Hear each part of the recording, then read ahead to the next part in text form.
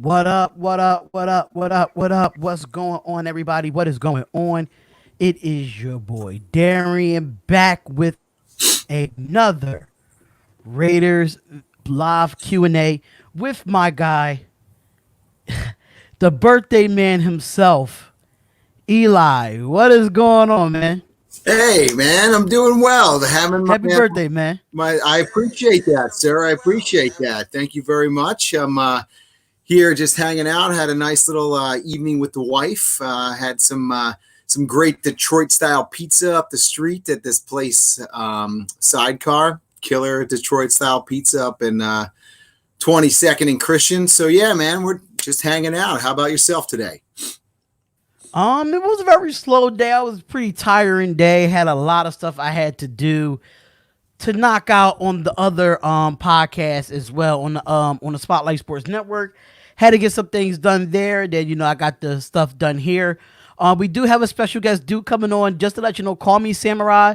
When the NBA comes back on, I am going to talk about that, but I do have it on the Spotlight Sports Network. Make sure you go subscribe to that channel. This is just fully Raiders. And what do we have here? We have a special guest, and that is my guy, Watts Raider. What is going on, my guy? What's up with you? Hey man, what's good, man? Can you hear me clear? Yeah, nice and clear, man. Nice and clear. It's definitely good to have you on, man. How's your evening going? I'm good, man. Personally, everything good. That's Nice. I good. mean, That's good. With everything it's going time to on in the just it's world, you just time. try to talk sports as much as possible. Exactly. Facts, facts. I can completely understand that. But thank you for coming on to the show on such a short notice. I know we were supposed to do it yesterday, but I had a wrestling podcast to do on my other stuff, and I just could not get to it. So that's why we was able to do it You good? today. I was trying to be like, you know what, let's wait till tomorrow because today is Like Eli's that shirt, birthday, bro. but oh yeah. What this one? Dude, I custom made these myself. I was like, yo, I need a speed kills with the 11. I was like, let me get one of those. So you hit me up, Watts. I'll get you hooked up with one of these bad boys. Oh, I All right. definitely Okay, need cool, one of cool, cool. those. Right And on. once I do the Spotlight Raiders Talk website, we could definitely put those on the website as well. Hell yeah. Yeah, so let's get straight into it, y'all. Let's definitely get straight into the topics here. Um, Okay.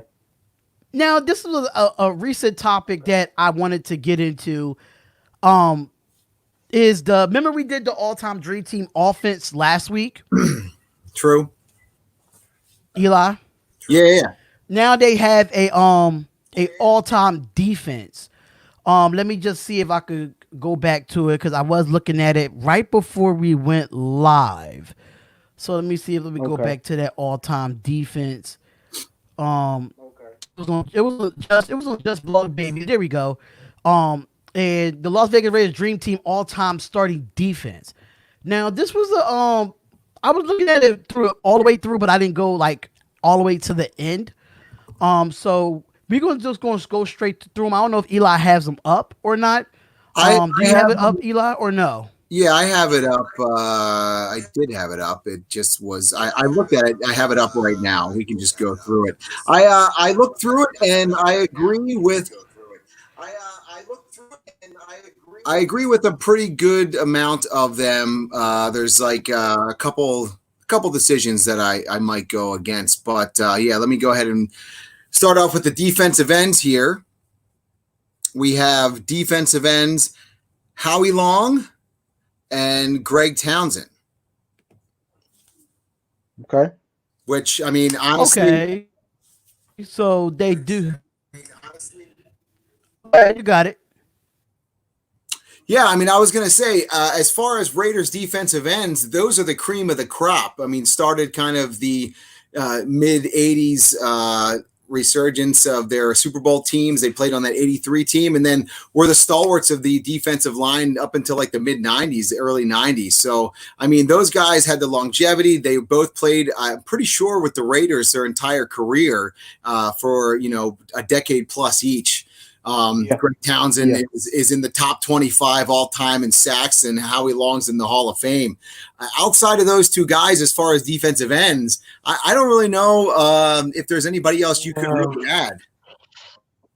Ooh, yeah. I mean, that's kind of tough though. If you really think about it, defensive ends. Yeah, I mean, yeah, you're right though. I mean, those are the first defensive ends I remember from the Raiders. Both of them. Howie Long, Greg Townsend. And I mean, they made so many Pro Bowls when I started watching the team. Anyway, I mean, if you look back maybe into like the 60s and 70s, you have guys like Ben Davidson who kind Yeah, of you're right. Yeah. those late 60s, early 70 teams, and Otis Sistrunk. But I don't think those guys really had the pedigree and the All Pros and the Pro Bowls and the success statistically that Howie Long and Greg Townsend had. So I mean, I'm cool with both of these. What do you guys think? Yeah. Yeah, I could definitely go. You can't go. I don't think you could go anybody else than those two guys there, in my personal opinion. Howie Long was a monster. Yeah. Both of them was monsters on the defensive end anyway. They're Hall of Famers. Um, you can't go wrong with those. You can't go wrong with those. But I had the defensive tackles here. We have Chester Okay. McLaughlin, which is from 92 to 97, and you had Bill Pickle from 83 to 1990. How do y'all feel about those two defensive tackles on this defensive dream team for the Raiders? I like Chester McLaughlin. I like him right there. Uh, I mean, it's kind of like you got to pick. It's like you got to pick one from like two eras. I mean, it's kind of. I mean, ugh. I mean, Yeah, you got to show love to the older players. I mean, you got to put one in there, one or two. So for me, I mean, I personally seen Chester McLaughlin, so I could say, yeah, he in there. Yeah, he was good. I think that a lot of people kind of just because those teams were, really never made real big Pro Bowl pushes. I think people kind of forget how good Chester McLaughlin was as a Raider. I mean, he made some All Pro teams. He was probably for a short window, probably one of the best defensive linemen in the entire NFL, and one of the more Oh, disruptive, definitely, interior linemen. definitely, yeah. So I think he goes in there, and I'm pretty sure we talked about Bill Pickell last week, or maybe it was last week or the week before. He's one of my underrated all-time favorite Raiders from the '80s defenses, and he was great. He made I think an All-Pro team, if not multiple. I think he's one of the leaders in the interior defense in sacks. So I like these two guys. I mean. Another guy that you could think of is Darrell Russell, also played on a bunch of. Yes, hey, I mean, hey, I'm not gonna lie, man. He crossed my mind, but I was like, man, it's kind of short career, but he was a beast though. He crossed my mind. He crossed my mind. He did. Darrell Russell. Yeah. yeah, and I mean, honestly, like I don't know which one of these guys you would replace with him, but I mean, he's the only other guy I think, especially from like the more modern time, that you would put in there. Historically, I mean, those '80s teams had Howie Long played a lot in the interior as well. So I mean, Bill Pickell, Howie Long, Reggie Kinlaw, those guys kind of were the middle. Yeah. So I mean, I think that these are the guys. Reggie Kinlaw. I'm pretty good with these guys. Yeah. So do you have the linebackers pulled up? Eli, you have the linebackers pulled up, or I could just go through them because I have them pulled up already. Yeah, I mean, I have them here, and this is where I think I kind of have some. I have some reservations about this. So they have two linebackers, kind of like a more modern defensive front with three defensive backs. So the two linebackers are, of course, Ted Hendricks, the Mad Stork, and Greg Beekert is the other linebacker, which I think that you got to be able to pick a better one than him. Say that again. It's Ted Hendricks and Greg Beekert are the two all-time linebackers.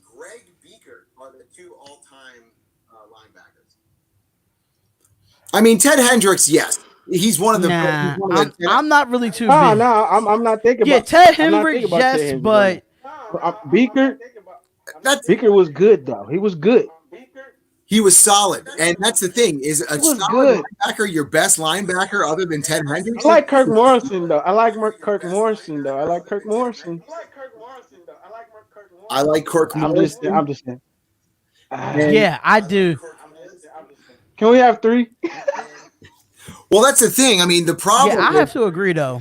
the problem is when you get into the cornerback issue, or that's actually gets even more a little bit. I mean, it's so many, man. Exactly, and I think in linebacker, I'm thinking this is what I'm thinking instead of Greg Beaker, Matt Millen. Okay, yeah, yeah. I mean, Matt I Millen. mean, wait a minute. Yeah, why Matt Well, Miller's not on there? I was kind of lost about why he wasn't on there. Rod Martin. I mean, and Rod Martin was the other guy that I was kind of, I was kind of like, why he's not on there? Yeah, so I think. I mean, you got to be able to add more add position. Certain positions got to be able to add more players. I don't know. Yeah, I mean, I think that if you were doing, let's But say, this is just the start. This is a dream team just for a start in defense. But let's say if this was like our rundown, right? This was like first and 10, and we thought they were going to run. Let's do 3 linebackers. I say you take out Beaker and you put in Matt Millen or Kirk Morrison and Ron Martin. I think would be there. So I think if with a 3 linebacker set, I think you're looking at more like a Rod Martin, Matt Millen, and like you said, maybe even a Kirk Morrison. I mean, he played for a handful of years. Right. You're right though, definitely. So yeah, so I mean, we can go with. I think that we're all kind of in agreement with that.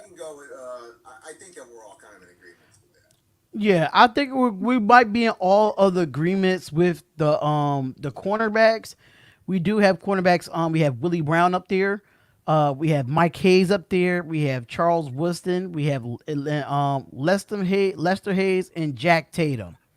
Yeah, I think they put all the. I think they put all the DBs. The D-backs. Yeah, that's pretty good. Yeah, they put all the DBs together. Uh-huh. That's pretty good. That's pretty good. I don't think we can. I don't. If you had one player you wanted to change out of that, who would it be? I mean, those are. Okay, wait. You said Haynes, Woodson. I said Jack Tatum is. Mm-hmm. I don't think I'd take out any of those guys. I mean, you have Jack Tatum, who was an all-pro a couple times, or a Pro Bowler, one of the most legendary hitters and legendary Raiders of all time. You have Charles Woodson, who's probably the modern day most popular Raider of all time and one of the best players of all time. You have arguably 2 of the best cornerbacks of all time, and Hayes. Michael Haynes and Michael Haynes. And, I mean, that's that. You got the secondary right there. Yeah, and then your nickel guy is Lester Hayes. Who some say should be in the Hall of Fame. I think the only other guy I could maybe think about throwing in there would be like a Terry McDaniel, but he's not. See, we thinking on the same level right here, because I'm thinking of McDaniel. I'm like Eddie Anderson, McDaniel. I mean, I don't know. Those guys. And those guys were great, but like they're not on the level of like a Hall of Fame. Like everybody knows who Jack Tatum is. Everybody knows who Charles Woodson is. Watts, maybe you and I are like one of the few that remember Eddie Anderson and Terry McDaniel. Oh man, hey, those guys were awesome. They were awesome. True. But so yeah, Ricky Seven said Nami Askamwa. I said nah. Yeah, I don't think Nami would be on that list. Absolutely not for no drink tea. I mean, Nambi was good, but he wasn't. He would be like he wasn't somebody that's like I wouldn't. He would be on the Raiders. He would be like on the all-time. Yeah, I mean, he would. All-time Raider cornerbacks, or he'll like if they did a full. Like if they did a whole full depth chart of like an all-star defense, and whoever would be the backup, I think Nami would be that next backup. 2 when it comes to the corners, if you want to put it in that consideration. Yeah, I don't think I could take out. I don't think I could take out Michael Haynes or. Nah. or Willie Brown, even for Nnamdi Asomugha. Right? Dominant years for sure. Definitely. Yeah, I wouldn't be able to take any of those guys out. These guys are all Hall of Famers. These guys are legendary, and I just feel like we can't. I wouldn't be able to trade. I can't trade spots with any of those. You might could put some here and there, but like if it was like a full depth chart of an all time defense, then we could talk about that at another time. But it was just an all time starting defense. Yeah. Is what they were actually talking about. So, I mean, it's tough. It's tough. So, It is, man. let's get straight to the next topic because we want to do the Q&A with the fans as well. So according to Just Blog, baby, they do have three thoughts on the Raiders 2020 NFL schedule.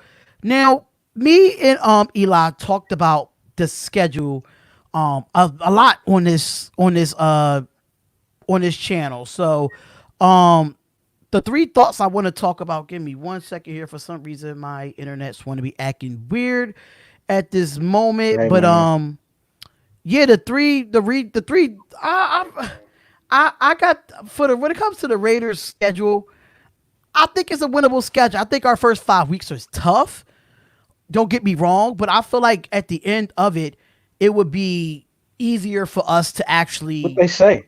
have a lot of winnable games at the end of the year to us to make a push for the playoffs. Yeah, I mean, What they say.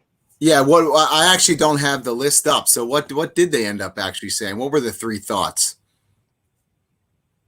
Oh, we got some side hustle going on. Let me. Yeah. Oh, okay. Yeah. I apologize. It's all good. All right. I apologize about that. But that what was said according to justblogbaby.com, it was said that the final season in Oakland, they had like a significant fan base. We end up going 7-9. After that week 5 stretch on the road, it was a brief moment that they managed to find themselves in contention for the AFC West, and they try to look ahead to the 2020 season. But for what I see is that the three reasons that they say, one of them they say miles traveled. Now we don't have a lot of traveling to do this year because you might as well say like we the fifth most miles team in 2020 this year. But if we look at last year, we were like one of the number one teams that had to travel the most. We were 6-4 after all that Say what? travel, though. We were 6-4 after all that travel. We were, and then we fell apart. And I think we fell apart. And I think the road trip took a lot out of us, though, because mind you, we had to travel from London to Indy to Green Bay. We was like really traveling in those first 5 to 6 weeks. And I think we were just like, even though we had the bye week, I still felt like we were drained. Yeah. We were definitely. just drained. We were just out of it. The second one, they said that we must win out the gate, knowing that like this year we do have a week 6 bye. So it can be argued that the initial 5 games of the season can make or break the year, according to what they saying, like a new look of a Carolina Panthers, which I think that should be a winnable game. The primetime game against the New Orleans Saints, that's a toss up because you just don't know what that defense is going to give you when it comes to the Saints. We just got to see offensively if we could go blow for blow with Drew Brees. Then you have exactly. That's week 2 though. That's week 2, man. We gotta, man. Okay. We gotta find our preseason. Right. We gotta find our identity very soon. That's a tough game, man. It's definitely a tough game. And then we have, the Tampa Bay Buccaneers in week 3 with Tom Brady. Then we meet the Buffalo Bills, which they came over fresh off a playoff appearance. And yeah, so I feel like with those games, that's some tough games. I think once we get past the Chiefs, we'll have something going. I think we just got to get through them first 4 games. If we can get through them first 4 games, with a couple wins, I think we'll be all right. I because agree. I I kind of agree. look at it. I honestly, Yeah, I think the I same. mean, and then we're gonna have a bye. So you know, I Yeah, just coming think off that bye is going to be very, very crucial. And they said the last thing is finishing strong down the stretch. That's been our problem. We start out great. Mind you, we were 6-4 last year, and then we fell apart after we went 6-4. I'm like, what the hell just happened? We was in playoff contention at 6-4, well, and then we end in the up only second half winning. of the game. Oh yeah, second half of the games, we just went conservative in the second half of the game. Like we'll start out offensively, we'll be good in the first half, we'll be in it. Then before you know it, we like, what the hell just happened to our offense? That where the offense go from the first half to the second half. So it's just like But look, we Chucky got gotta be weapons now. He got to figure it out. Yeah, and I do think, like you had said earlier, Darian, the second half of the schedule, at least on paper as it stands right now, does look like some games where even if we falter in the beginning, or like Watt said, if we can just win a couple games and put ourselves into at least maybe some sort of semblance of a 500 record in the first half of the season, you do have some Right. teams in the back half that, as of right now, look like they're a little bit of a better matchup for the Raiders, that they can pick up, kind of pick up some games, and if they kind of flub some early, or it takes a little bit longer for these rookies to get their feet and figure out the offense and defense.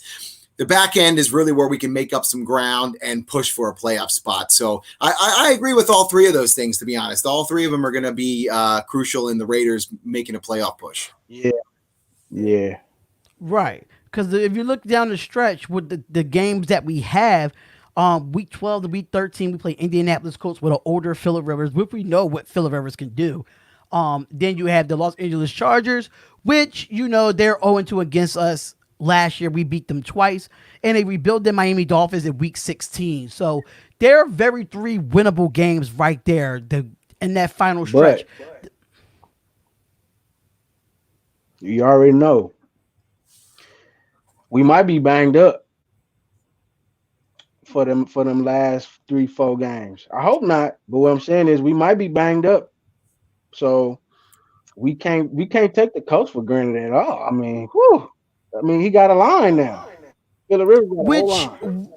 which Yeah, is absolutely true. But I just feel like when it comes to the receiving core, he left, like, mind you, Phillip Rivers left a receiving core that was better in Los Angeles than they are in Indianapolis. Like, only thing they really have is T.Y. Hilton, and then the departure of Eric Ebron. That was a big departure for them, and Ebron's not there. Then you have a Devin Funches that really haven't done anything in the NFL since he's been in Carolina. So the question is, who is Phillip Rivers going to really throw to outside of T.Y. Hilton? Or, they did draft Michael Pittman Jr., and then they got Jonathan Taylor. So I could completely understand where you're coming from there. Yeah. But you got to think about it, they're still rookies, though. I know, but they gonna play Pittman. They ain't got no choice. Yeah, Yeah. they have no choice to play Pittman. They're gonna have to play him, man. Why wouldn't you? That's a fact. That's definitely a fact. So, I think all of us do agree on those three things that we need to do for the schedule. In my personal opinion, the schedule is. Before we go into the next topic, like, me and Eli already talked about, like, our records going into this season. Watch Raider, what would be your actual schedule? Like, what would be your win-loss record for the Raiders going into this season? Well, I had them at 10-6, man. I did my little video, 10-6. I mean, I'm not really. We could win 11. That's gonna be hard, though. It's gonna be hard because we're gonna have to beat the Chiefs 2 times. That's that. What I'm thinking is for us to win 11 games. Uh, I'm just iffy on a couple of teams.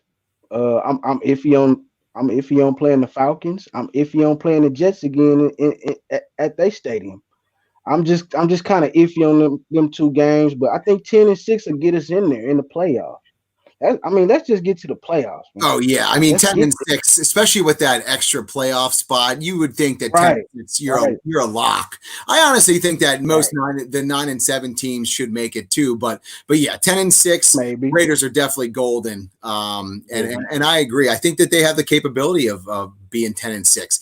They also have the capability of being 8-8 and 7-9 again next year too. But the best part is, I don't think that, barring a total catastrophe, I think we've said, this isn't a 4-12 team in the preseason right now. This isn't a team where you're just like, they kind of stink, but like maybe they can pull something out. Right. Like, I think that this team is building, and with the depth that they're adding, hopefully they don't have a second half collapse. But I agree. While it's 10-6, right, it's doable.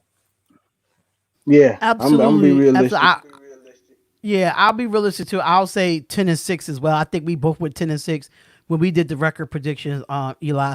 But make sure everybody that's in the chat right now, make sure on Facebook and YouTube, make sure y'all go subscribe to Wops Raider. Make sure y'all go subscribe to this channel. He definitely be having like the Madden simulations on games. He be breaking down why certain players fit in the Raiders offense or the Raiders defense. He definitely has some great breakdowns. So make sure y'all go subscribe to Wops Raider. So Las Vegas Raiders, defensive X factor that we cannot ignore. So it says that when the Raiders selected Clelin Ferrell for the number 4th overall pick in the 2019 NFL draft, it came quite of a shock, which it was because, Josh Allen was still out there and there was a lot of, other edge rushers that could have went before, Clelin Ferrell, but, a class behind Nick Bosa, who ended up going to the 49ers for the number 2 overall pick.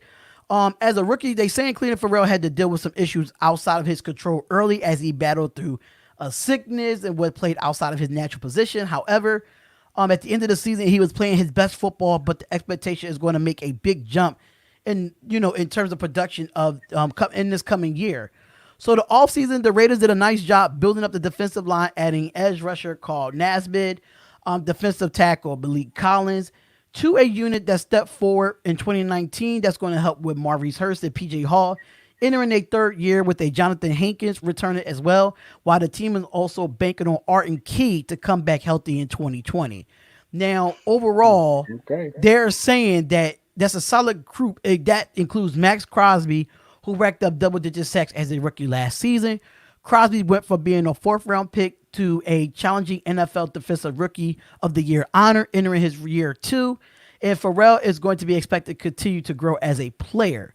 So, as a X factor, knowing that we did sign, Ron Molinari as our defensive line coach, how do you feel about, think about Clelin Ferrell might be an X factor? Because I know according to Eli, you did say that, Clelin Ferrell might have a better year than last year. Yeah, I mean, I do think that he is an X factor of this defense. I mean, I think that they on each level have an kind of a potential X factor. But if you're going to say the one X factor for the Raiders defense, I don't think I can ignore Clelin Ferrell being that. If he can take his production and he can take his performance and pile on maybe a handful more sacks, a bunch more pressures, and assert himself more in the defensive line this year, that I think that defense automatically becomes a more formidable defense. And you're going to go ahead and you're going to look at something that really could put pressure on the quarterback consistently. What do you think? Definitely, man. I mean, he gained that weight, so he pretty much the same size as Nassib now, right? I mean, that's what they're saying. That he put on some pounds, and I think his weight. He's like 280, maybe somewhere in there. I think it was like he put on 13 pounds. I don't remember what he was last year, but he's up there close to 280 now. Muscle. That's about right. That's about right. Yeah. So, and the only thing I would say is if you're going to go ahead and say that he's the one X factor, I can't disagree. But here's a question for both of you guys, and I'm curious, who do you think as an X factor, meaning playing much better than they were last year. Whose improvement do you think is more important to the Raiders in 2020? Cleveland Farrell or LaMarcus Joyner?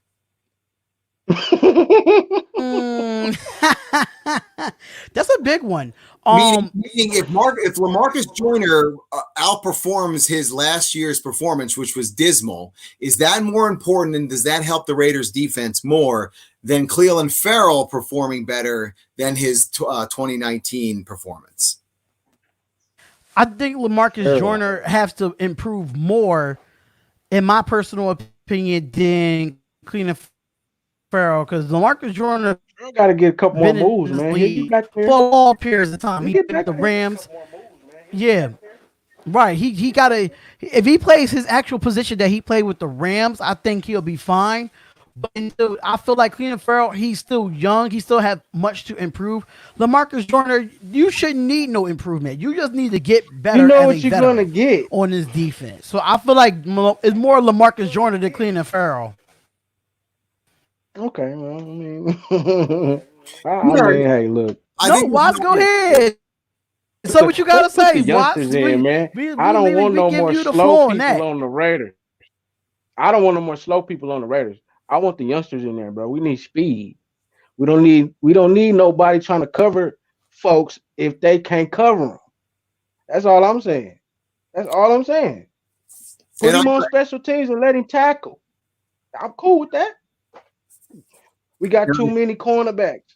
I totally agree. But I will say if too many play the way that they expect him to play, that puts the Raiders defensive backfield in a bit of a better position. But that was just food for thought, riffing on that topic. Yeah. I hope so. I mean, that was actually a good question, Eli. That was get the job. That was a good question. So, we're gonna get to the final topic from Just Ball Baby. The Las Vegas Raiders. It looks like the law is saying stealing one player from every AFC West foe, meaning that when it came to free agency, it seems like we got a person from one player from one of our opponents in the division, as we can say. So it's saying like it says that we officially hit the dog days of the NFL all season as teams have completed their agent signings, wrapped all around their draft work, and standard offseason will have even wrapped up their rookie mini camps in May. But, the regular offseason was not tainted, knowing we had the COVID-19, the pandemic and all that. The Las Vegas Raiders will likely have been in the middle of OTAs getting ready for the first mandatory mini camp in the summer. They're saying is that when it comes to, let me see what they said. Well, according to them, they said, so this year, however, teams has been away from the facilities nearly 3 months, and the coaches have been getting back to work on their respective facilities this week. Coaches and assistant coaches have been Zoom meetings, bringing new players up to speed, reviewing the playbooks, and the old and the fans has been daydreaming about this season to come. So, in the spirit of daydreaming, endless possibilities that come with it, Just Ball Baby asks a question. If you could snap your fingers and steal one player from each AFC West rivals, who would it be? So, the first one, of course, the Kansas City Chiefs would say Patrick Mahomes. And then they would say Denver Broncos. They would say Von Miller. Yeah. The Los Angeles Chargers, Keenan Allen. That would be the three people that they would. Yeah, that Patrick Mahomes is way high. If we could get Patrick Mahomes, that would be insane. I mean, it would never happen, but it would be insane. Yeah. Von Miller, I wouldn't want. I mean, I would like to have Von Miller, but I think he's just getting up there in age. I don't know. I think that he's still the one Denver Bronco that I would steal off that team, though. I don't think there would be another player. I mean, what do you think, Watts? Give us Kenneth Murray. Let's have Kenneth Murray. Come on. That'd be good. Off the Chargers? Yeah, Eli talked about that in pre-draft. Broncos? Yeah, give me Kenneth Murray.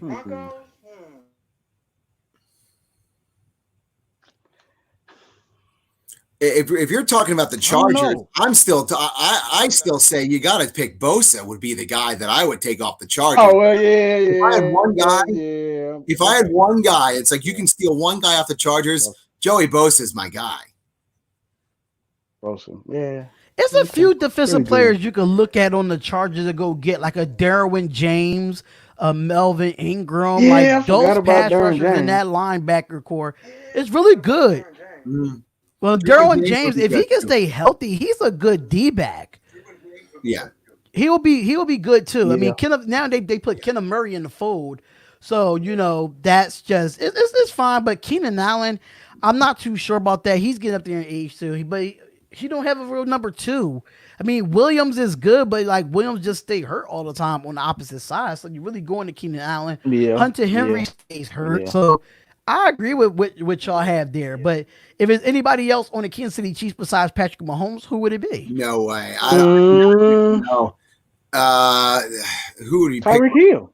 Yeah, I was going to say, as much as it pains me, and I think he's a terrible human being, I would love to. I'm just saying, I would like to have him on the Raiders for sure as an NFL player. He, if they still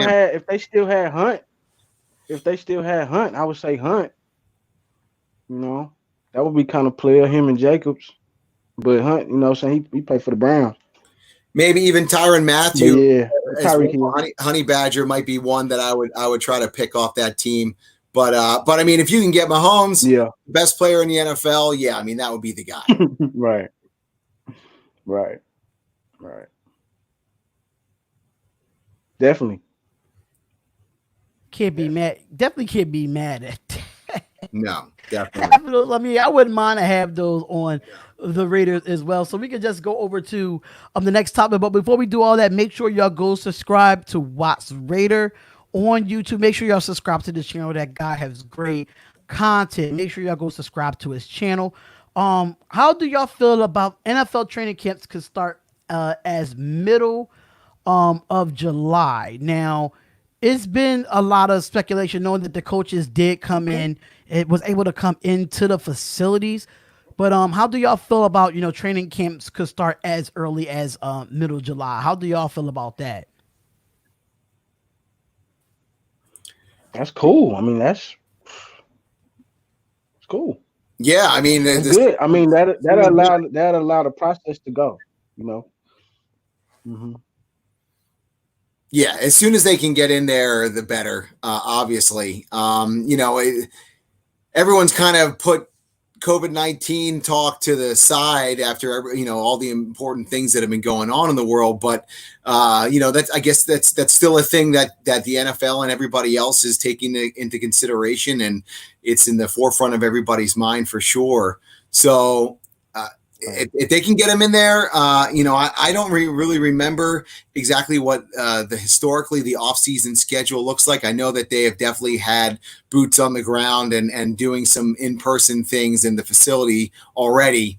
But I mean, I kind of remember, and maybe you guys do, when they had the work stoppage in recently, and they just started week 1, but it was a little bit late. I don't think they had many preseason games or training camp. Did they have any training camp that year, or was it like an abbreviated training camp? Do you guys remember? Oh man, was that like 2011? I think it was like an abbreviated training camp. It wasn't like it was like 20. It was about 2010, 2011 that they had that. That happened. They try to reduce like training camp and try to reduce preseason games as well. They try to see how it would look if they did have those reduced. So they did say the new CBA says the teams can report 47 days after the first regular season game, a change from the old 14-day rule, meaning the report of the date most teams will be in July, starting July 28th. But meanwhile, the Joint Committee in the Health Safety is recommending that a period before camp, even giving a lack of football activity these guys have had, at least a week or two, or up to 3 as well. But the good news is that the new CBA does have a 5-day period. The bad news is players may be more than under these unique circumstances. So if the league has floated an idea to the early report of the date closure would be the middle of July to give the players a better chance to get their feet underneath them. So they're looking at training camp for the Raiders as their new Henderson facility at least July 21st, but early as July 7th. They saying that the Henderson facility is almost complete. If some work still need to be done, a possibility of starting camp just a month from now. They definitely could get better. They definitely could get on it and work around each other. So I can see that actually happening. Having training camp around that time, I wouldn't be surprised. But yeah, like hopefully we could definitely get some football. What's going on, Chris Martinez? What's going on with? Thank you for being on here from Facebook. But yeah, hopefully we can get some football back, man. Because I mean, this whole COVID-19 and everything that's been going on, I just want to see somebody on the field. I just want to see somebody get smacked or something like. And I'm sure John Gruden. I'm just in I've been in a football mode lately. Yeah, I'm sure John Gruden wants those guys in there ASAP. So if the CBA and the league is allowing them to come in early, he's going to expect them and hope for them to come in early. And I think all these guys, to be honest with you, are chomping at the bit to get going in Vegas. And you can see Carr and you can see these guys working out. I think that they're excited to get this new, time of the Las Vegas Raiders kicking. So yeah, let's do it early in mid July. That sounds great. Right. Yeah, let's I'm get with it done. Definitely. Right. I'm with it too. Let's get some football back. This is an interesting topic that I know y'all probably saw because I did send this to y'all before we went live on the air. 3 superstars the Raiders should considering trading before the 2020 NFL season. I don't know if y'all actually looked up the link for these players, but they saying like who they should trade for before the 2020 season starts. Oh, trade for? 3 name, yeah, trade for. Yeah. So they should trade for. So, trade before the 2020 NFL season. So you have the defensive end from the Jacksonville Jaguars, Yannick Ngakoue. I don't know how you pronounce his name. I think that's how you pronounce it. Yannick Ngakoue. That's one of. I can never get his name right. I just say Yannick. Yeah. Like I say Giannis in basketball, I'm just gonna say Yannick. Defensive end, D Ford. That was another one that they think they should trade for. But I'm definitely going to read up on it. I'm gonna go back to him. And then the third one, they saying Jamal Adams, strong safety from the Jets. That's an interesting one. So I'm gonna go with Jamal Adams first because I'm like Jamal Adams. I mean, I know that guy wants a contract extension for the Jets, but the last player worth mentioning is which they saying he's the last worth mentioning. It's saying a hypothetical trade is Jamal Adams of the New York Jets. Adams and the Jets are currently in the middle of a messy contract dispute. On the teams reportedly shopped him in the trade deadline last season.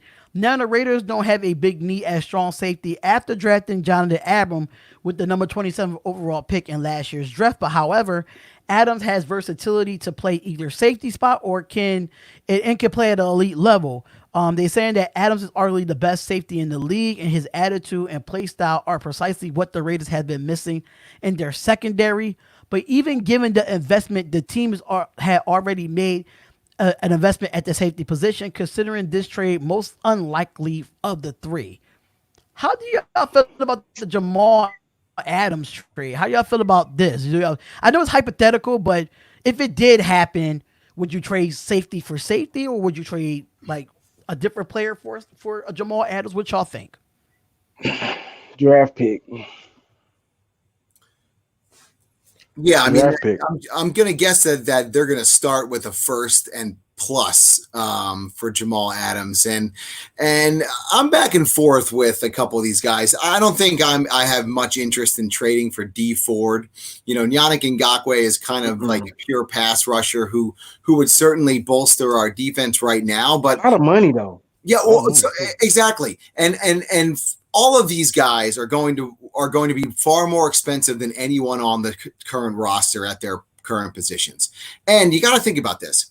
The Raiders have invested a lot in both of those positions, defensive end and in safety. Now, not a lot of money, but in a lot of expected return on their enough money. Like they had.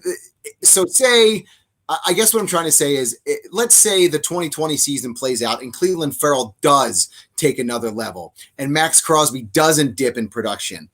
Why? I don't see a need for a D Ford or a Yannick Ngakoue, because right now you have two stalwart defensive ends.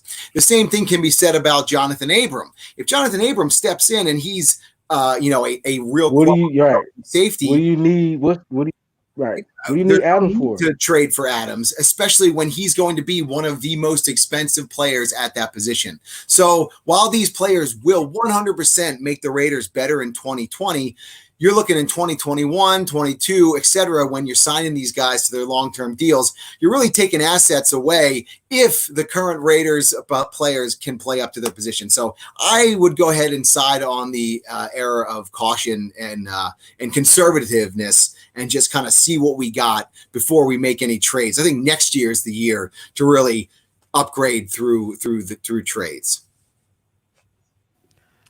I couldn't agree with y'all more. I don't want to put on. I like knowing that we did go out and get the best linebacker in free agency, and we got him at a nice price. We didn't really break the bank for him. I don't want to break the bank for Jamal Adams, knowing we have younger players that can actually probably get the job done. We got to see what we have first before we make these trades. We like paid Jamal Adams, $7 million. Right. So if we go out and get a Jamal Adams, it's like we push our younger guys to the back burner because we got another veteran person on our team. We're not developing our younger players, He not gonna sit on the bench. He wants a lot of money too. That's why Logan Ryan is still out there, because he doesn't have He wants a lot of money, and we're not going to spend that much for a guy that's up there in age, especially a Logan Ryan at that. And especially now that we have Amik Robertson in the wings waiting for a guy like Joyner, who we can't get off the roster this year. So that's why we don't have Logan Ryan on the team. Exactly. So, the cap is an annoying thing, and we'll touch on that a little bit later. But, I mean, I like these guys. All three of them are probably way better than the current Raiders roster. But you take a Cleveland Farrell, you make him better. You don't need a D Ford. Jonathan Abrams, a starter. You don't need an Adams. And I know that's banking on it, but hey, I'm feeling good. I'm feeling saucy. I'm going to bank on who we got already. I'm right there with you. I'm right there. Exactly. Now the Pro Football Focus. I know a lot of people hate these guys. I know they do, but I'm kind of like upset that says there's no Raiders named on the Pro Football Focus top 50 players entering the 2020 season. Now, for what I see on here, I don't think they have the full list on here, but they say after somewhat of successful 2019 season, the Las Vegas Raiders team poised to make a playoff run in 2020. They have dramatically improved their roster on both sides of the ball and have several exciting young talented players. But however, the Pro Football Focus isn't entirely sold on the Raiders' talent entering the season. In a recent article, they said that he's listed the top 50 players entering the 2020 season. Unfortunately, there was no Raiders players on the list. It's important to note that 10 quarterbacks made the list of top players in the NFL, and not most important, otherwise Derek Carr would have been a shoe-in to be inside the top 20. But two players that arguably could have made it, as a running back, with Josh Jacobs and tight end Darren Waller. Now, Jacobs finished as Pro Football Focus second ranked. That's what I'm saying. He ranked second in running backs in 2019, and then behind Nick Chubb, only 13 games last season, with Jacobs' total of 1,300 yards and 7 touchdowns. Given his talent, don't be surprised if he leads the league in rushing this year, which I might call it, because I think these players are going to have a lot to prove with these people. Now, with Waller's situation is he could have made the list as well with two other tight ends, but mentioned it was Travis Kelce and George Kittle. In Waller's first year as a full-time tight end. In there. Right. But he did catch 90 passes for 1,145 yards and 3 touchdowns. If Waller would have came more productive in the red zone, he could definitely make the list next season. But as of right now, when going into the 2020 season, how do you feel that like our Raiders, some players on the Raiders, not even on the defensive side, like a Max Crosby should have been on that list going into 2020. But how y'all feel about this? Talking about no Raiders on the top 50 list.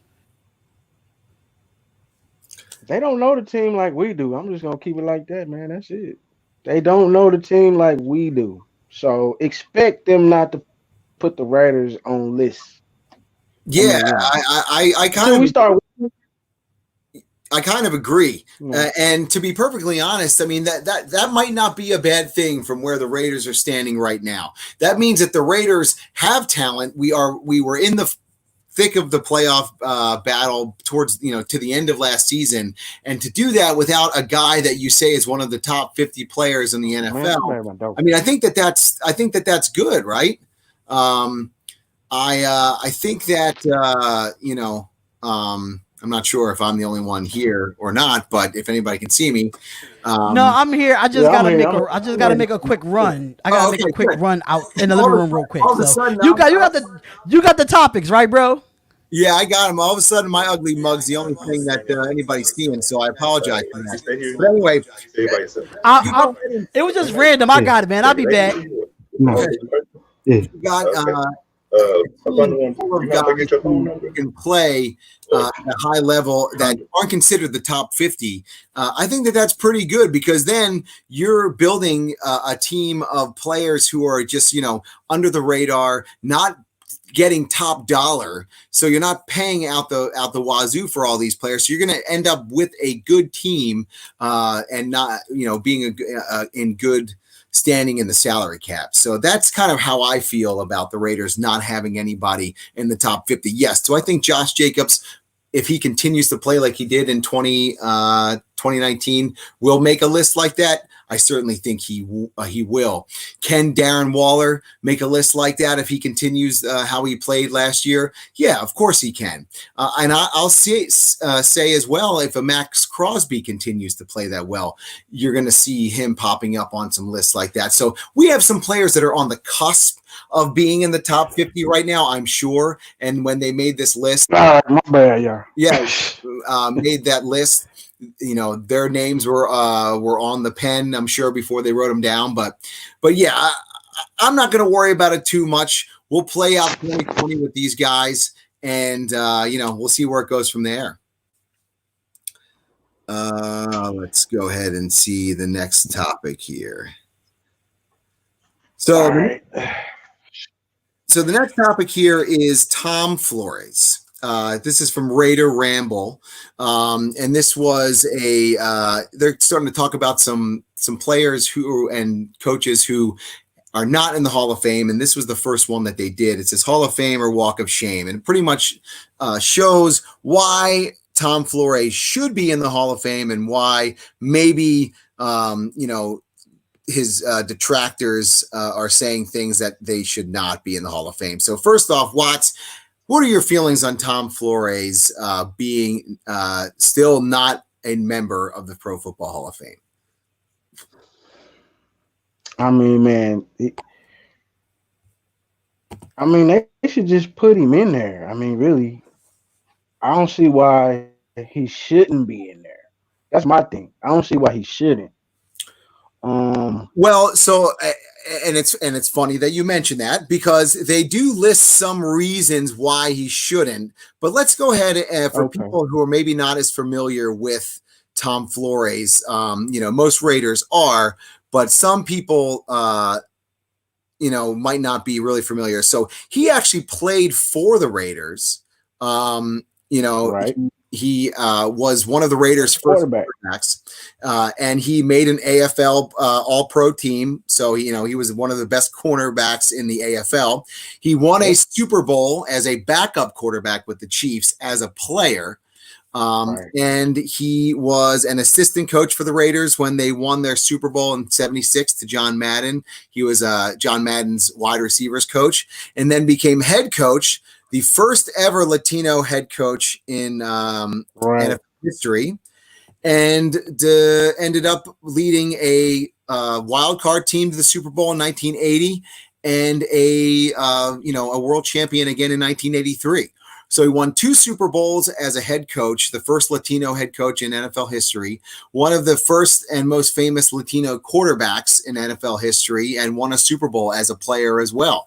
So I don't know. I'm always a man of, if you were the first at something pretty important, and I believe being the first is fairly important in the first Latino head coach and a 2-time Super Bowl winning head coach, I think that gets you in the Hall of Fame.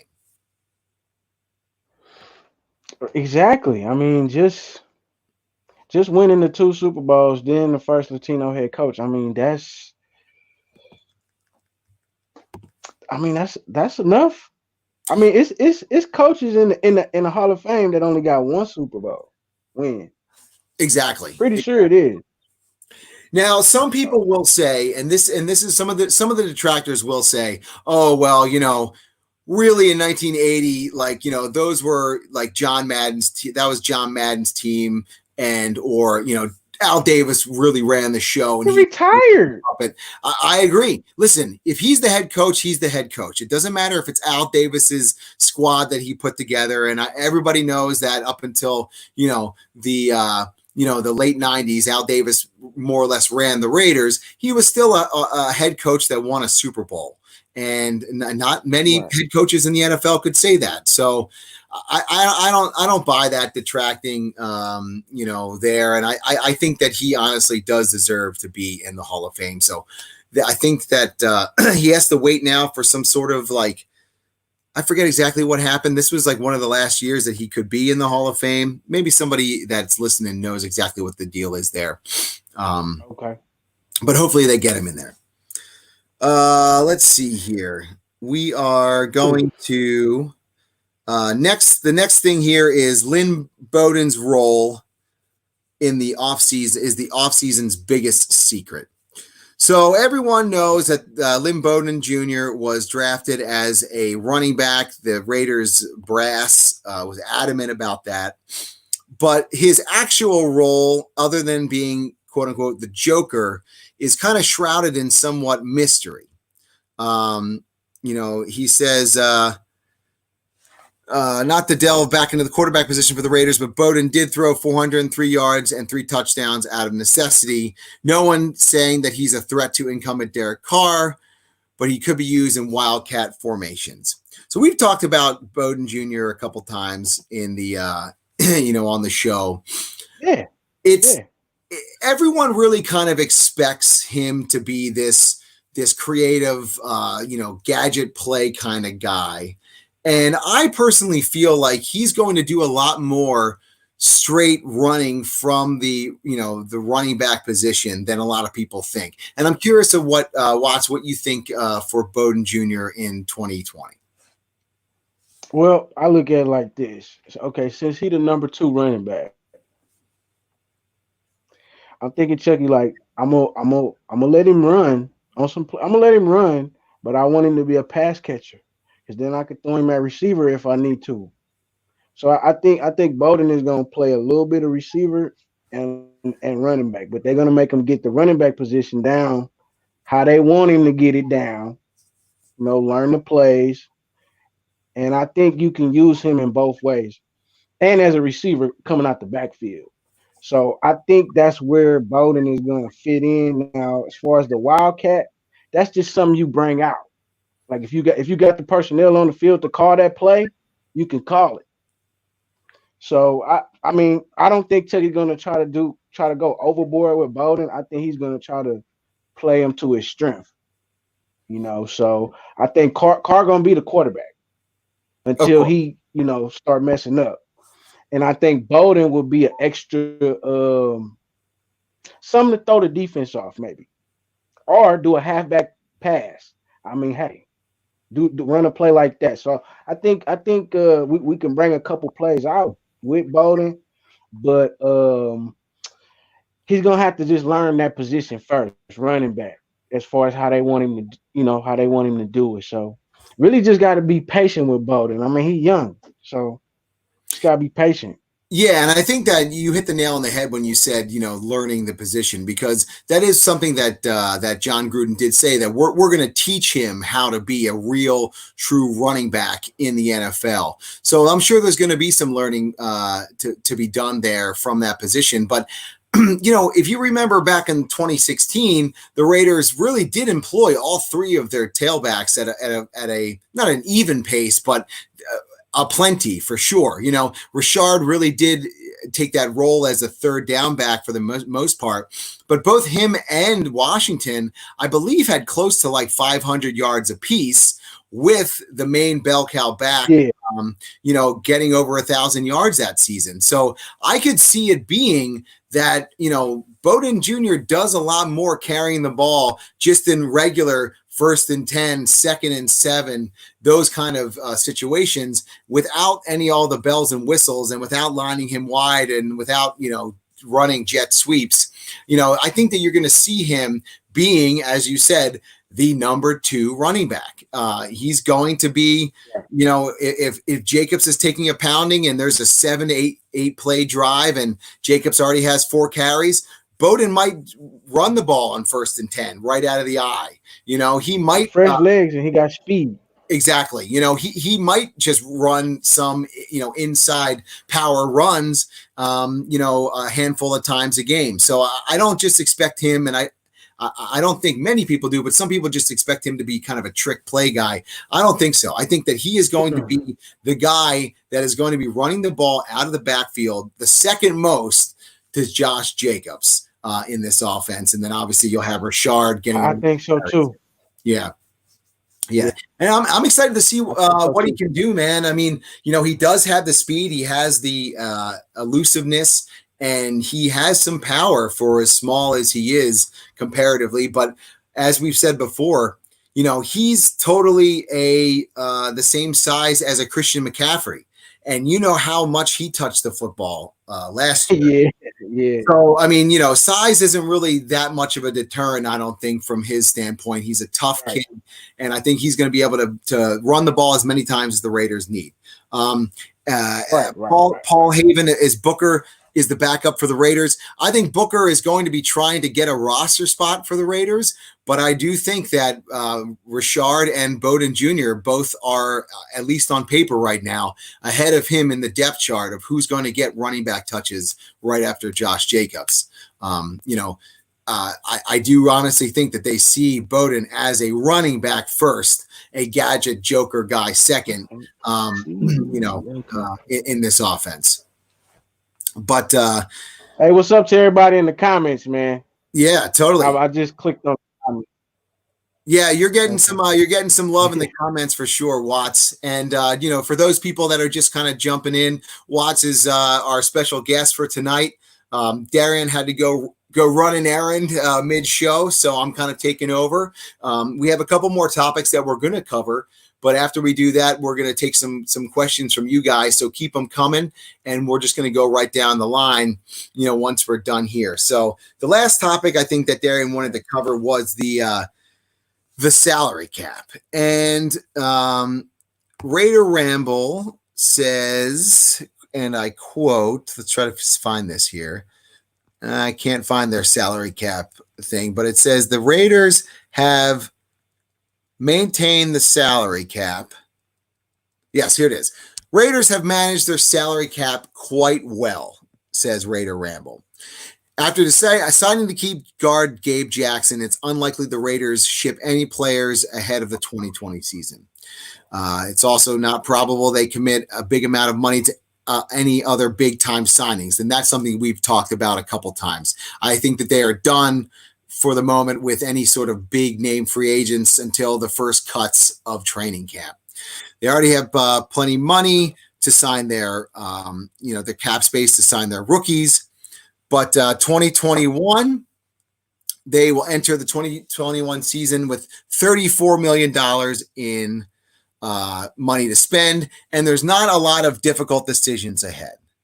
So some of those decisions to get more cap space would be a guy like Gabe Jackson, whose money is guaranteed now, but next year can be cut for zero dead cap. Another guy like that is Tyrell Williams, who they decided to keep again this year, but next year can be cut with no cap. Even Joyner, while it's not a zero dead cap, his dead cap space goes from like 10 million to 2. So with just 3 players, the Raiders can raise their salary cap significantly. What are your thoughts right now on the existing salary cap issue or predicament, I should say, or stability of the Raiders, and what's going to go ahead and happen next year, Watts?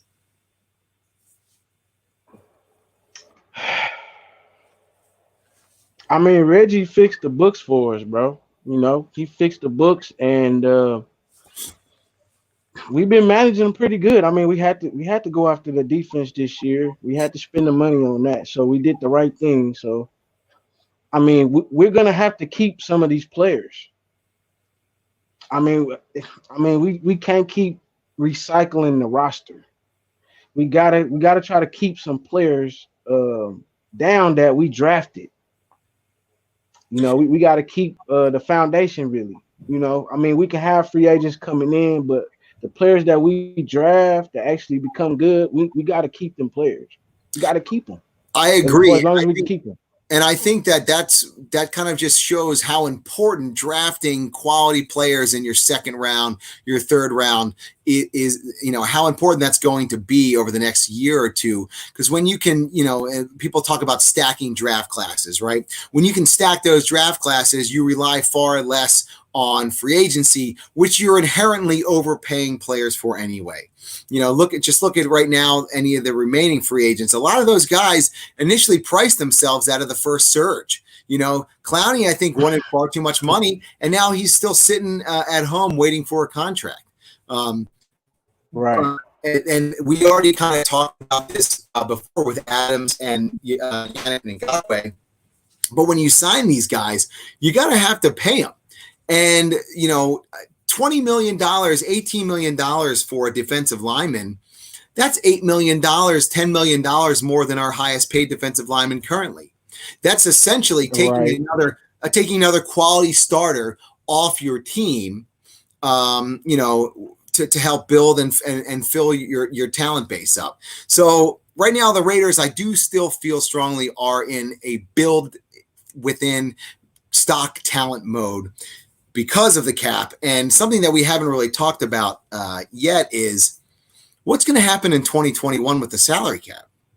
And that salary cap is not fixed, meaning 2021, when they go ahead and they announce the salary cap, it could be higher as it's gone every single year, recent memory, or it could be lower.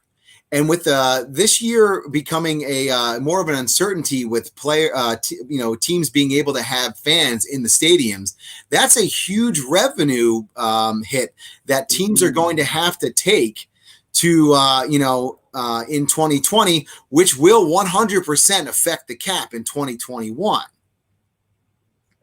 Right. So but it's going up though. Well. I mean, that's what we would think. But if the cap, and they can actually lower the cap in 2021, if let's say, I think that they calculated billions of dollars that they're going to lose in revenue if fans can't come in to games. I mean, that's going to, let's say that the cap could drop, 5 to 10%. I mean, that's a significant amount. And you have teams like the Raiders. That's when you're like, okay, you definitely have to get rid of guys like Gabe Jackson. You definitely have to get rid of guys like Williams. And so then you need to draft well to restock that talent base. Darren, welcome back.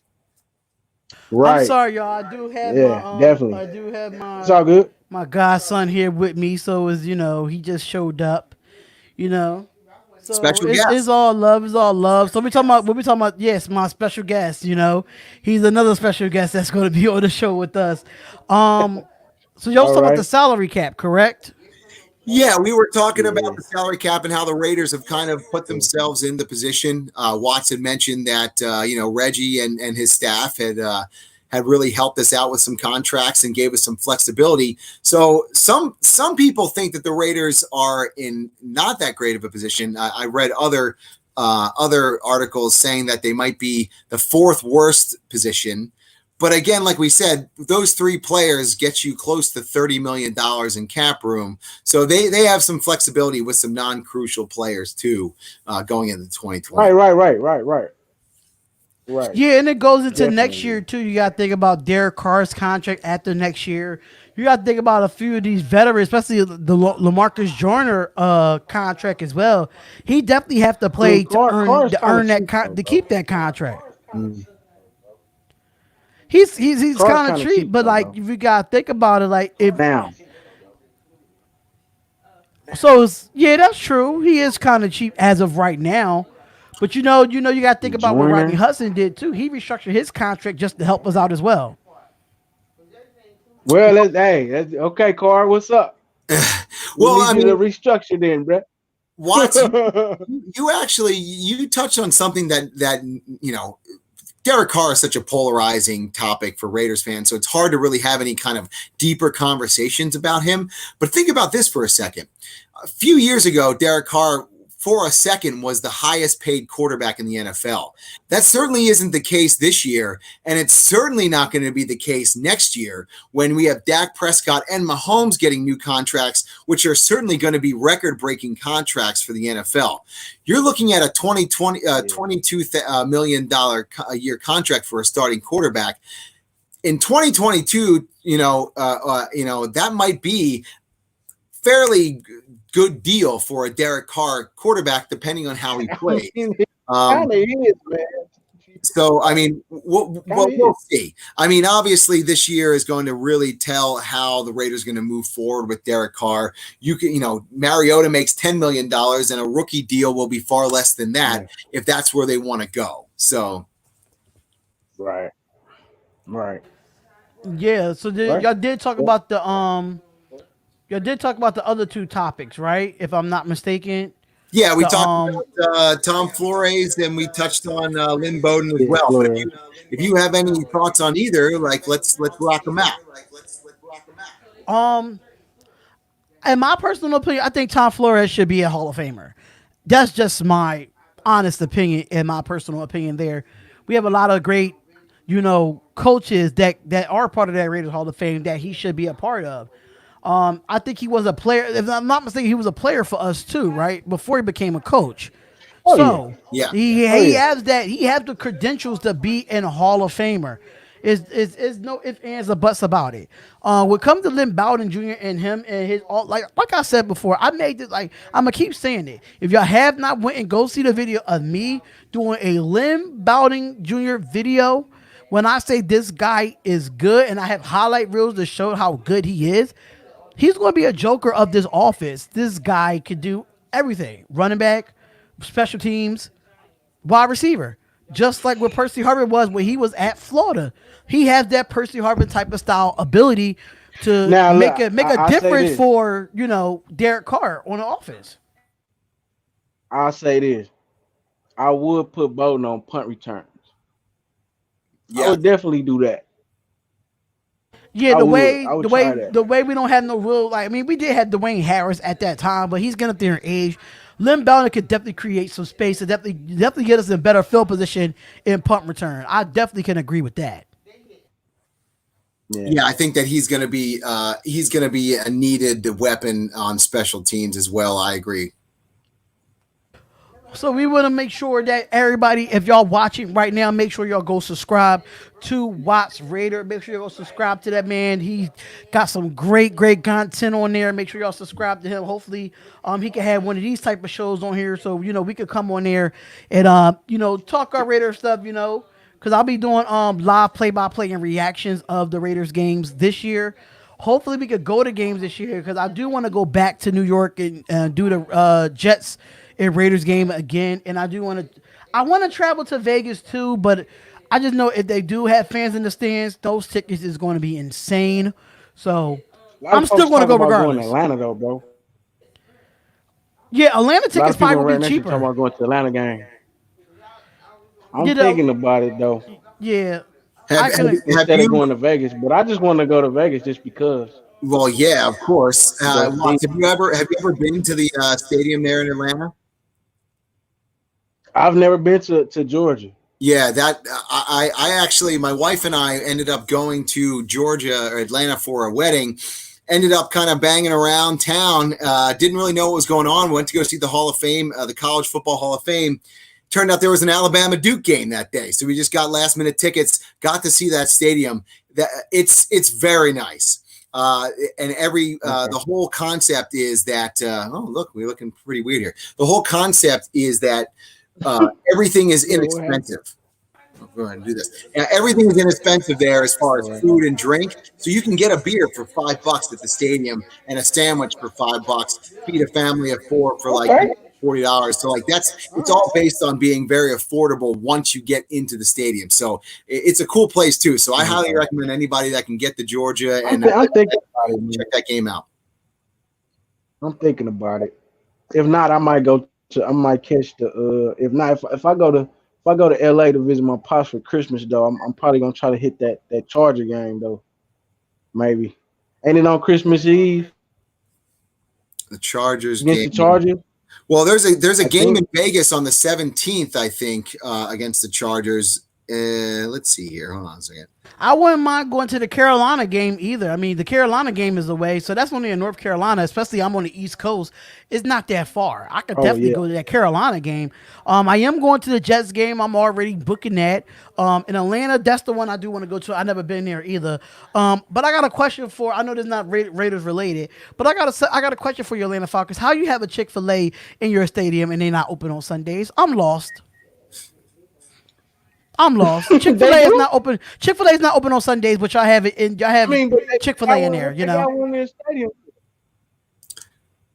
To be fair, they were Chick-fil-A was dropping free Chick-fil-A sandwiches from the stadium ceiling at that football game when I was there. Like, you know, Chick-fil-A is such a big part of SEC football and like their culture down there. So I think that they still just get so much hype, and everyone goes there on Saturday anyway, that one Sunday that they're closed, I don't think they're missing it much, but it is very strange. You know, that on the NFL Sundays, you can't buy any. Right. Okay, so we do have some questions in the chat. Fierce Raider says, I want to know how come Bill Cowher in the Hall of Fame, but not Flores isn't? What's so great about Bill Cowher that he gets the Hall of Fame before Flores? The only thing I can think of when it comes to Bill Cowher getting into the Hall of Fame is very much like Howie Long being in the Hall of Fame. There is a media bias that you get once you become part of the national media circuit, and Bill Cowher has been part of the morning show for, you know, over a decade at this point. And those kind of things, unfortunately, really do pull a lot of weight with the voters. And again, Howie Long had a great career with the Raiders, and he was synonymous with those teams in the 80s and 90s. But a guy like Greg Townsend had more sacks than Howie Long did and was, you know, maybe a better pass rusher, and he's not in the Hall of Fame. Right. So you look at things like that, and I think that's really the only reason. Plus, on the direct inverse, you know, I think that Flores did a lot of stuff directly for the Raiders. And I think when you do, like, you know, broadcasting for an actual NFL team, that might hinder your votes from the rest of the country and the rest of the other markets. So that's the only reason why I can say I don't agree. I'm not saying I agree with it, but I do think that has a lot to do with the fact that both Jimmy Johnson and Bill Cowher are in. And I think Bill Cowher actually only won one Super Bowl. Yeah, he went to two. That's why I said that's right. That's why I was like, see, there you go. Yeah. So that's another reason. So he said, what about? Then he says, what about Cliff Branch? Why isn't he in the Hall of Fame? 3-time Super Bowl champion, played big in big games. The Raiders are the most hated franchise in sports history, in his opinion. Cliff Branch was a dominant player for his time, but I still don't even think that he was really one of the best of his time. I mean, there were like elite. Yeah, like he was great, and he was, again, I think he was way more infamous than actually like an all-pro wide receiver. I mean, he had some great stats some years, but you know, he wasn't Fred Biletnikoff. Fred Biletnikoff was the best wide receiver in those teams in the 70s. Okay. And up until his retirement. And Cliff Branch was definitely the second best player on his wide receiver on his team, let alone, in the league. So I think that maybe has some reason why he wasn't even like a standout wideout on the Raiders compared to. I mean, I'm sorry. He was a standout wide receiver on the Raiders, but he wasn't the best wide receiver on the Raiders of those times. Right. I mean, I don't know, man. They just let him in. I hope too many Raiders, yeah, totally. And I agree. They do hate on the Raiders though. They always do. But I think Cliff Branch deserves to be in a Hall of Fame. I mean, I understand he's not gonna be a first ballot, but is it deserving? I think so. Chris Ford said until we see Bowden Jr. Chris Ford said until we see Bowden Jr. at the NFL level, I'm not sold on him. He's a multi-talented without a doubt, and I watched tons of tape. I'm just not sold on him, hoping that he could be special. Now, with Lynn Bowden, y'all must not understand that he took last year in Kentucky. He had that team on his back. When the quarterback got injured for Kentucky, he had to end up playing quarterback too. In some instances, he had to end up throwing the ball. He had some passing yards with Kentucky. He played receiver. He played running back. I think these guys are all. He's not a one position player. He's an athlete, and that's what they'll consider him in college football. But they won't consider him that in the NFL. They'll put him at the running back position. And I think if you do put him at the running back position, knowing that we have a lot of wide receivers on the depth chart, you could put him right in the depth chart of the running back position and still take him out to that wide receiver position as a running back. So. I mean, I know you're not really sold on him, but I just feel like when it comes from, watching him and doing actually breakdown film on Lynn Bowden Jr., I think he fits our offense. And I think Gruden's going to have packages just for him. That's how you hide him, though. That's how you hide him. You put him at running back. That's how you hide him, though. You can hide him like that. And I think he's going to be a defensive mismatch, too. Don't matter. Right. You could put him in there if you recognize the defense got a mismatch out there that you can exploit. You can throw him in the game. Say, hey, look, we're gonna try to match him up on him, or get him to match up on him. Things you can do. I think that he was such a great athlete and just performed at every position that he played at enough to, I don't know what not being sold on yet, but I can understand, hey, you got to prove you can do that in the NFL level. I totally get that train of thought. And, hopefully we can finally see these guys put some pads on and play against NFL competition. And I think we're all going to find out really quickly what guys like Bowden and Ruggs are going to look like in the 2020 Raiders as soon as they can get on the field and show what they have against, against pros. Right. Yeah, that's you hit it right on the money there. They said IMO DC4 for MVP. I wouldn't say that. I mean, it depending on what type of year he has to have. I wouldn't say MVP just yet, knowing that you still have that reigning MVP in Patrick Mahomes that's in our division. We just don't know. Like that's a big competition there. Knowing that we do have the weapons, we did get some in free agency. We did get some in the draft. We just got to see how it all meshed together. This pandemic is definitely holding us back from having Derek Carr, have continuity with his offense because it's so far behind. So I wouldn't say MVP just yet, but do I say he takes a step further than what he did last year? I do agree with that. Sounds like the best trick player. I think they'll be ready. Nah. All right, so the receivers. Do anybody else have any questions for me, Eli, and Watts Raider? Make sure y'all subscribe to him as well. Chris Ford said, but the majority of his rushing yards came as a QB. I don't see him as a success as a running back, but I hope I'm wrong. I can say this. When it comes to if Josh Jacobs or Jalen Richard needs a breather on a third down, you could put Lynn Bowden Jr. back there. You can. You could put him back there, and I think he's a little bit more athletic than DeAndre Washington. What we had last year. Now he went to the Kansas City Chiefs. Boo hoo hoo. But I feel like he's more athletic at the running back position as being a third. He could definitely be a great disadvantage as a third down back and on special teams. Like even if we get a 3 and out on defense, he could put us in best field position. So he just does. I mean, he could play running back, and you could put him in them Wildcat offense. You The could take boy Carr off can the throw field the sometimes ball. too. Yeah. The boy can throw the ball at any time. Right. Yeah, I and mean, it's just running back is just a position name. I mean, I'm just saying you can put him in there to where he can basically. I mean, you could really throw the defense off. Like, okay, you remember Seneca Wallace? You remember Randall L. Players like that. That's what Bowden is. That's what he is.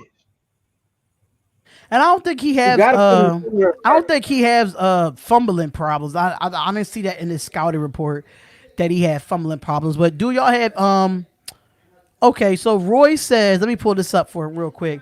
Roy says, what are your thoughts on Henry Ruggs getting compared to Tyreek Hill?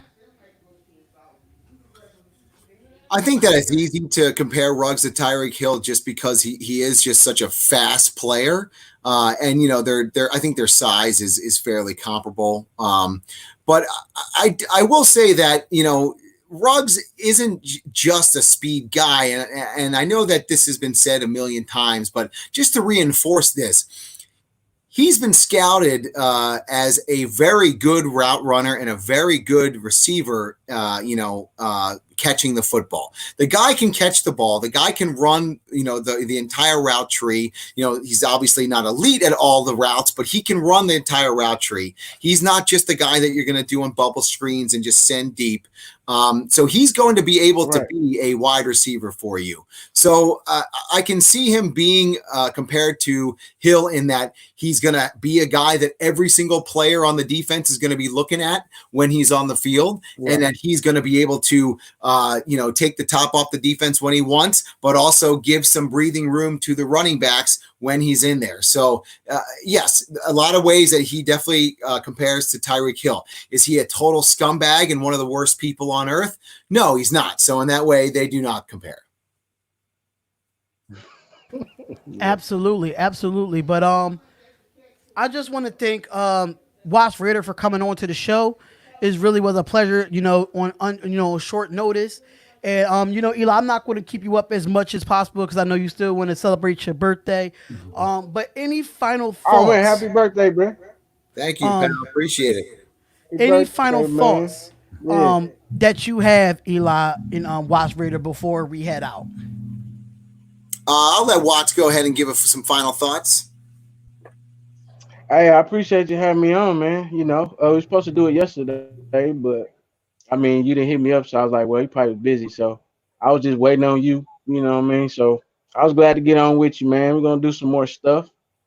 I mean, for me, bro, it's Raiders 24/7, 365. So I'm working on something right now. I'm just on here with y'all.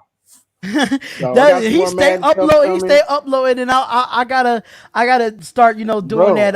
Gotta start taking advantage of the NFL League Pass, man. I'm a savage with this, man. I'm a savage.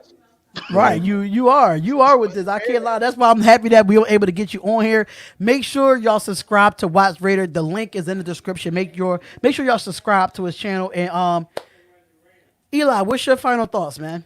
Final thoughts are, I hope everyone is being safe. It really does suck that I seems like every time I have to kind of have all of you in my thoughts and your safety and your well-being, but hopefully everybody is doing that.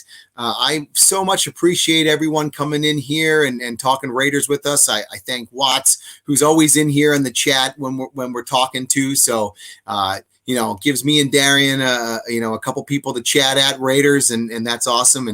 And I'm having a great birthday, mostly because of you guys. And as far as these Speed Kills T-shirts, if anybody wants some, hit us up directly, via social media, and we can try to get that hooked up. I think I can make some for like $20 or something like that. And then you two guys, we'll see if we can get you some hooked up prices on that too. If you have the actual definitely. logo like on the computer or something, I could make a Teespring for you. if you want to make a tee on teespring.com, you could put the logos on shirts and you could make your own pricing on there as well. So Cool. if instead of shipping them out, doing all the Right. shipping and handling, Teespring could do that all for you. Right. They could just Right. and then you just get paid the commission off of it. So it's a good deal. Well, I'm not sure how they feel about bootlegging the National Football League, but hey, we'll see what we can do. But either way, thank both of you gentlemen for hanging out, and I had a blast as always. Yeah, it's definitely sure, bro. was a great show. I definitely need a Speed Kill T-shirt, so I'm definitely going to, knowing that me and you are in the same city. Yeah, I like it, I'm though. going to have to find you and get me a shirt. That's what sure. I need, because that is a mean, dope shirt. Goes So- good. It's perfect, really. Yeah, it is perfect. And I would love to wear that at Raiders games as well. That's definitely a good shirt to wear at Raiders games, especially when you're tailgating and everything. And I want to give a shout out to DJ Mike Scott. DJ Mike Scott, he's the Philadelphia, the Philadelphia chapter of the Raiders for Philadelphia. He did my cousin's graduation drive-by over the weekend. So I want to shout out DJ Mike Scott. I was on, I'm like, oh, y'all got DJ Mike Scott on here. I know that guy. We see him all the time. Big Raiders fan. He does do the tailgating parties on the East Coast, or when he do go to Raiders games on the West Coast, he does the tailgating parties there too. Great DJ. So I do want to shout out to DJ Mike Scott, and shout out to Eli and Watts Raider for being on again. I wouldn't be able to do this without y'all being on this show today. It was definitely a great show. Thank you for everybody for being in the chat. To Fierce Raider 88, Raider Joker, Chris Floyd, Roy Armar, Martinez Jr. There's so many people that was in the chat today. Mike Lee, Robert Kilpatrick, Mike Lee, Chris Ford. We had so many different people in the chat today. So we want to thank everybody for tuning in. Make sure y'all look out for the audio version of this tomorrow. Make sure y'all look out for the audio version of this tomorrow. Probably most likely in the afternoon on Anchor and on Spotify. So I do have the links in the description as well. But thank y'all for tuning in. We really do appreciate y'all, and make sure y'all subscribe to the channel. Just win, baby, and we are out of here. Much love.